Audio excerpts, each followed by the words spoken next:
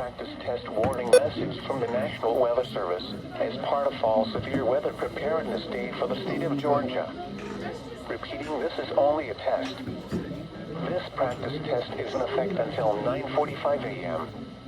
Had this been an actual warning, please think about what you would do right now if you were at home, school, work, or in your vehicle.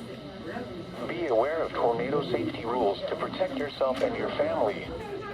This test warning is conducted annually during Fall Severe Weather Preparedness Day to allow schools, businesses, emergency managers, and the public to exercise their tornado safety procedures. Once again, this practice test warning message will remain in effect until 9:45 a.m. There will be no follow-up statements issued. This concludes the test warning message from the National Weather Service. We now return to our normal weather broadcasting.